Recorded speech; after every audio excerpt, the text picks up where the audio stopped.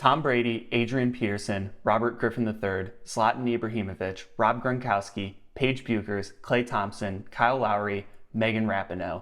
This list is just the beginning of top-level athletes who have torn their ACL in recent years. Now, with the NFL season just starting and hearing stories about Odell Beckham Jr. and Chase Young returning from ACL tears, it got me thinking about all the recent ACL tears that have been happening. And it may just be recency bias, but it feels like in the last 5 to 10 years, there have been so many more ACL tears than I remember whenever I was a kid. For this reason, I decided to look back through the statistics and see if I can find out if this is just recency bias or if there truly are more ACL injuries now than there were in the past. While it was difficult to find injury statistics from more than 10 years ago, it does appear that the annual number of ACL injuries in the NFL was slowly trending up and then hit a high of 71 total ACL tears in 2021. To give an idea of what this means, there was on average 50 total ACL tears per season in the NFL between 2010 and 2019, with 2015 being the highest at 65 ACL tears. Now, there are 32 NFL teams, so if you do some rough math, this equates to about 2 ACL tears per team per season. And if you break that down by player, it's about 1 in every 25 or 30 players that tears their ACL every year. And this seems like a crazy high number, especially considering that the average NFL career is only 3 years. So these injuries not only destroy careers for players, but they ruin the season oftentimes for your favorite team. With my background in sports medicine and a little research, I was able to find 3 main reasons why I think that ACL injuries are becoming more common than ever. I also stumbled across the story of Thomas Davis.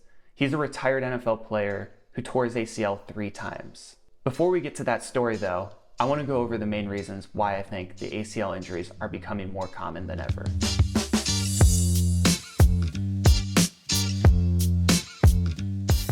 Reason number 1, athletes are bigger, stronger, and faster than ever. This official NFL site has an in-depth article on the breakdown of player size and athleticism over time. First, we're going to focus on size. Here, they specifically talk about the offensive line for the Washington Redskins in the 1980s, who powered that team to 3 Super Bowls. In 1982, their average weight was 273 pounds, which was considered huge for that time. For reference, the current average weight for an NFL lineman is 315 pounds. Russ Grimm was a cornerstone of that line and is now a Hall of Famer. He was 6'3" and 273 pounds. For comparison, there was concern about the Ravens drafting Tyler Linderbaum this past year because he was only 6'2" and 296 pounds. This makes sense with what we're seeing on the field. Players are not only bigger, but their training has led to them becoming faster as well. While players have evolved over time with better training, they've been unable to escape the reality of physics. The ACL is designed to keep the tibia from sliding forward on the femur, and it's especially stressed whenever the knee is bent to 30 degrees, because that's when it's tightest, and the player is cutting because that's when the tibia wants to slide forward on the femur.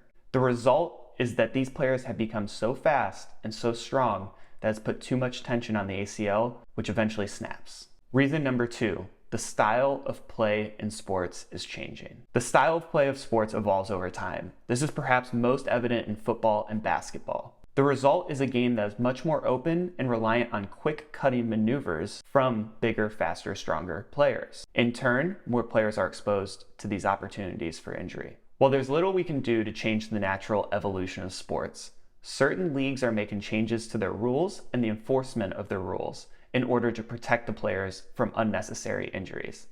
The NFL specifically has instituted the chop block rule and the horse collar rule for this reason. The NBA, on the other hand, has been enforcing flagrant fouls more strictly in order to prevent unnecessary contact between players that can lead to injury. Reason 3, turf leads to more ACL injuries. While there's been a significant debate about whether or not turf leads to more injuries among athletes, it seems like this debate is about ready to be laid to rest.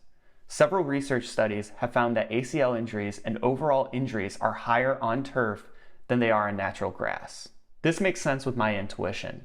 On turf, the foot really sticks to the ground whenever a player is cutting, and this allows for exciting cuts and making players miss, but it results in more force being transmitted from the ground to the ACL, especially during the cutting maneuver. The bottom line is that ACL injuries are common, they're becoming more common, and we appear to be making them more common.